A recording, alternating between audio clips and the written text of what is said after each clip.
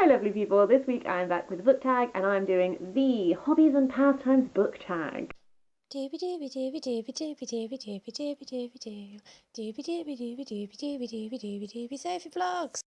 I was tagged by the very lovely Elizabeth over at Bookish North. I will leave a link to her channel below, she is a darling, and I have the questions on my phone and I'm just going to go for it. So, question number 1 is Sport, a novel with the best sporting contest or event portrayal. I think it says something about my relationship with sport that the only one I can think of is Harry Potter and the Goblet of Fire. Bearing in mind the Triwizard Tournament is really not something that children should be participating in. Health and safety, guys. Let's not kill our students.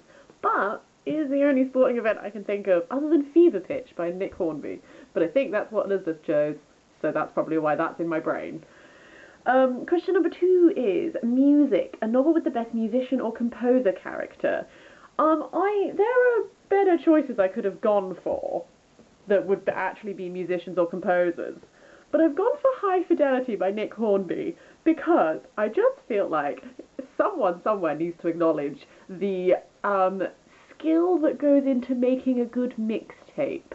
I miss that people. I love all the benefits of modern technology, etc.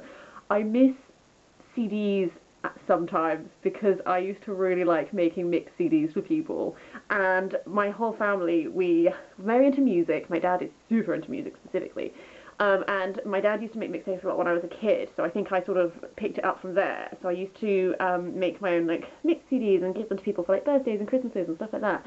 And there is an art that goes into making a good CD, in my opinion. You have to get the flow right. It has to be a good mix of upbeat and less upbeat songs. You have to create like a good, like a little a music moment as it goes through. And there are all these rules about like, well, at least there are in my family, about like you can only have one track by each artist. So you can't just do like, oh, let's have 3 songs by X on there. No, only one. And like there's all these little rules which other people probably, they're like, what is the point of this? But in my family it's a whole thing, and I feel like High Fidelity acknowledges the skill that goes into making a good mixtape, and so I've chosen it. Question number 3 is collecting, a novel with someone who collects things. I've gone for, in order any of my books, Dead Man's Chest by Kerry Greenwood. If I remember correctly, this is a Franny Fisher mystery book, and Franny is a fabulous lady detective in 1920s Melbourne, and they go and stay at the seaside, and the person in the house next to them collects surrealist art slash like surrealist painters slash artists in many ways, like she draws them to her house, so I'm counting that person as a little collector. Number 4 is Cookery, a novel with a great cooking or dining scene in. I've gone for The Long Way to a Small Angry Planet by Becky Chambers because Dr. Chef is one of my favourite characters in the whole wide world because he's precious to me. And I love food writing, and like Dr. Chef just spends so much of this like growing food for people and cooking meals and looking after the people he loves and nurturing them. And as a little baby Hufflepuff, I get that. Number 5 is Art, a novel with a painter, sculptor or painting in.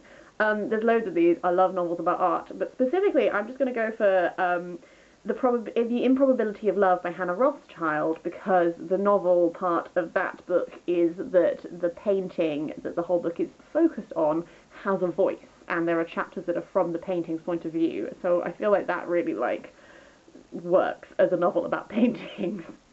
Number 6 is Hunting, a novel with a hunting or a fishing scene. I've chosen H is for Hawk by Helen Macdonald. This is a book, this is a non-fiction book. Helen Macdonald's father passed away, and in the wake of his death, while trying to cope with all that grief, she also started to rear a goshawk, I don't know how you say it. So this is sort of a book that's looking at her attempt to like tame this hawk, and as part of that is they do go hunting together, so that counts for that. Then number 7 is Gardening, a novel with descriptions of gardening or flowers. My choice is Meadowland by John Lewis Stemple, which I talked about in my autumn reading wrap-up, because I read it at the most perfect time when the seasons were changing and everything was glorious. I've lent it out to someone, so I can't show it to you, but it's a lovely book all about John Lewis Stemple, who owns a farm on the between England and Wales. And it's just a year in the life of the meadow, so it's all about flowers and nature and all of the creatures that grow and live there, and it was just really lovely. Question number 8 is Birdwatching, a novel in which a bird features. Gone for Deathless by Catherine M. Valenti, which, as the cover might hint to you, there's a bird in it. This is sort of a retelling of the Russian folklore myth of COSPLAY, the Deathless. And as part of it, there are like men who turn into birds, / birds who turn into men. I can't really remember which way round it is. But yes, that's a definite choice. My other choice could have been The Girl in the Tower by Catherine Arden, which is also a Russian folklore retelling, and that features a firebird. But I didn't. Question number 9 is Family Tree Genealogy, a novel which features several generations of the family. Go for The House of the Spirits by Isabel Allende, because it is very much that. It is an intergenerational tale, and like you go through many generations of the same family. Question number 10 is Modelling, a book in which someone constructs a model or a model railway set or something in miniature. I'm going for a really obvious choice. The Miniaturist by Jessie Burton, because it's all about a miniaturist who makes miniature houses. Yes, I did go there. Question number 11 is Homebrewing, a book that contains moonshine, bootleggers or unlicensed drinking. I don't know if my choice does work for this, but I've gone for Fried Green Tomatoes at the Whistle Stop Cafe by Fanny Flagg. Because if I remember correctly, A, isn't this set during the time of Prohibition? B, isn't there a whole thing about people throwing things off of the trains and getting picked up and stuff like that? Is that a thing? Do they? I don't really remember, but I've gone for it because I couldn't think of anything else. Question number 11 is Gambling, a novel that features a gambler or a scene of gambling. This one was really easy. Nikolai Dante, Too Cool to Kill.